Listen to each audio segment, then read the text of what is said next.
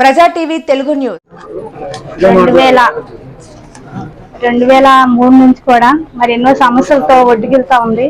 కానీ ఒక్కరికి కూడా ఒక సమస్య తీరింది లేదు. అలాగే మరి మేము పార్టీ తరఫున తిరిగి మరి చేసి మరి బాబు గారిని మరి గెలిపించుకున్నాము. ఈ సమస్య అంతా కూడా ఈ 5 సంవత్సరాల్లో తీరుద్దని మేము అనుకుంటున్నాము. ప్రతి ఒక్కరికి కూడా అర్హత అయిన వాళ్ళకి ఏది కావాలో అది ఇప్పిస్తాము. మేము మహిళలను కూడా మరి ముందుండి నడిపిస్తున్నాము. ప్రతి దాంట్లో కూడా ఈ 1వ వార్డులో ఎవరైతే 3 మంది పెన్షన్లు ఉన్నాయి, అర్హత లేని వాళ్ళు పెన్షన్ తీసుకుంటున్నారు, అర్హత లేని వారికి ఏమో ఇవ్వటం లేదు. వాళ్ళు మాకు చాలా మంది మరి కంప్లైంట్ పెట్టి ఉన్నారు. ఇప్పుడు వాళ్ళందరిని కూడా మరి పిలిపించాము. వాళ్ళందరూ మరి పెన్షన్లు అడుగుతున్నారు. ఇళ్ల స్థలాల వాళ్ళు అది మరి చంద్రబాబు నాయుడు పెట్టిన కాడి నుంచి ఉన్న వాళ్ళు కూడా ఇప్పుడు వాళ్ళు అద్దెలు కట్టుకుని మళ్ళీ వచ్చిన వాళ్ళకి ఏమి ఇవ్వలేదు. ఇల్లు ఉన్న వాళ్ళకి ఇల్లు ఇచ్చారు. 24 సంవత్సరాల నుంచి అద్దెలు కట్టే వాళ్ళు ఉన్నారు, వాళ్ళు ఎవరికి ఇవ్వలేదు. మాట్లాడే అవకాశం కూడా ఇవ్వలేదు ఆ సమయంలో. కానీ ఇంటింటి తిరిగి ఇచ్చాము, రేషన్ ఇచ్చాము, అవి ఇచ్చాము, ఇవి ఇచ్చామని చెప్తున్నారు. కానీ ప్రతి ఒక్కటి కూడా ఏదో చేసాము అనిపించుకున్నారే తప్ప ఏది కూడా 5 సంవత్సరాల్లో చేయలేదు. 1వ వార్డు మాత్రం మరీ వెనకపడిపోయింది. ప్రతి వార్డులో కూడా 1వ వార్డు మైనస్ లో ఉంది. కాబట్టి ఈ 1వ వార్డుని మరి బాగా చేయమని మరి వెలుగంటి రాము గారికి మరి చెప్తున్నాను. ఆయన కూడా నాతో మాట్లాడినప్పుడు కూడా చెప్పాడు, అమ్మ అన్ని ప్రతి ఒక్కటి వార్డులో ఇద్దరిని వేసి ఆయన ప్రతి ఒక్కరిని మహిళలను వేసి నడిపిస్తానని మరి ఆయన చెప్పాడు, మాట ఇచ్చాడు. అలాగే నేను కూడా ముందుండి నడిపిస్తానని మీ అందరికీ మాట ఇస్తున్నాను. దుర్గారావు మామయ్య కూడా ఏదుందో ఎక్కడేముందో ప్రాబ్లం ఏముందో ఆయన అందరినీ ఎంక్వైరీ చేయమన్నాడు. మరి ఆయన పిలవమని చెప్పాడు, నేను పిలిచాను. ఈ సభ అందరికీ నమస్కారం. చంద్రబాబు నాయుడు గారు ఆదేశానుసారం 1వ వార్డులో సచివాలయం ప్రజావేదిగా నిర్వహించడం జరుగుతుంది.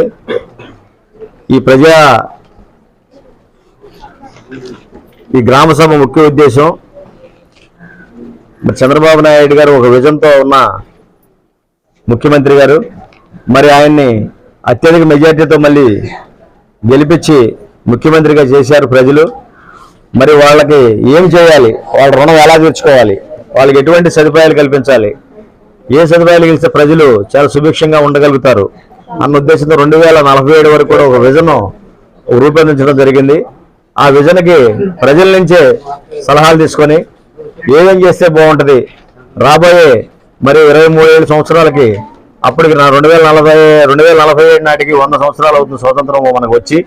ఈ లోపల మనం ప్రజలకు ఏమందించాలని చెప్పి ప్రజల నుంచే సలహాలు తీసుకొని ప్రజల మనోభావాలకు అనుగుణంగా మరి అవన్నీ కూడా పరిశీలించి రేపొద్దున ఎటువంటి ఇబ్బంది లేకుండా వాళ్ళ కుటుంబాలు కూడా ఎంతో ఆనందంగా ఉండాలి, వాళ్ళు ఆర్థికంగా ఎదగాలి, ఆఖరికి మహిళలు కూడా మరి పారిశ్రామిక రంగాల్లో ఎంతో రావాలి, మరి వాళ్ళ కుటుంబానికి సరిపడా మౌలిక సదుపాయాలు కల్పించుకొని వాళ్ళు కూడా మరి ఎంతో ఆనందంగా ఉండి పిల్లలు కూడా మరి చదువుల్లో పైకి తీసుకొచ్చి ప్రతి ఇంటిని కూడా ఒక ఆర్థిక కేంద్రంగా తయారు చేయాలనే ఉద్దేశంతో చంద్రబాబు నాయుడు గారు ఇలా మరి చెప్పి అందరినీ కూడా వాళ్ళకి విశదీకరించి వాళ్ళ సలహాలు తీసుకొని రమ్మంటే చెప్పారు. అలాగే చాలామంది ఇక్కడ వచ్చారు 1వ వార్డు నుంచి, మరి వాళ్ళ సమస్యలు వాళ్ళు చెప్పారు. అయితే ముఖ్యంగా చంద్రబాబు నాయుడు గారి టైంలో ఇచ్చిన ఎన్టీఆర్ టిట్కో ఏళ్లలో చాలామంది కూడా ఆ రోజున అర్హులైన వాళ్ళు చాలామందికి ఎవరైతే అర్హులు ఆ రోజు పట్టాలు ఇవ్వడం జరిగింది.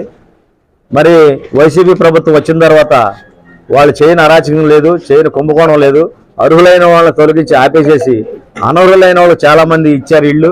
మరి అర్హులైన వాళ్ళు ఇప్పుడు ప్రశ్నిస్తున్నారు, మరి మాకు ఆ ఇళ్ళు ఎప్పుడు ఇస్తారు ఏంటి, చంద్రబాబు నాయుడు గారు ప్రభుత్వం వచ్చింది కానీ చెప్పి ఖచ్చితంగా ఎవరైతే అర్హులైతే ఉన్నారో ఎవరికైతే అలాట్ చేసినా ఈ లెటర్లు ఇచ్చున్నారో వాళ్ళందరూ కూడా ఖచ్చితంగా రాము గారు మన ఎమ్మెల్యే వెనిగల రాము గారి దృష్టికి తీసుకెళ్ళడం జరిగింది. అలాగే ఇప్పుడు కూడా మళ్ళీ ఖచ్చితంగా తీసుకెళ్తాం. ఖచ్చితంగా వాళ్ళకి 1 నెల రోజుల లోపల ఆ ఇళ్ళన్నీ కూడా ఇప్పించడం జరుగుద్ది. అలాగే పెన్షన్లు కూడా కొంతమంది ఉన్నారు, అన్ని సూపర్ 6లో పథకంలో భాగంగా కూడా అన్నీ కూడా నెరవేర్తారు. 2 నెలల్లో హామీలన్నీ కూడా చంద్రబాబు నాయుడు గారు నెరవేర్స్తారని చెప్పి సందర్భంగా తెలియజేస్తూ జై తెలుగుదేశం, జై జనభూమి.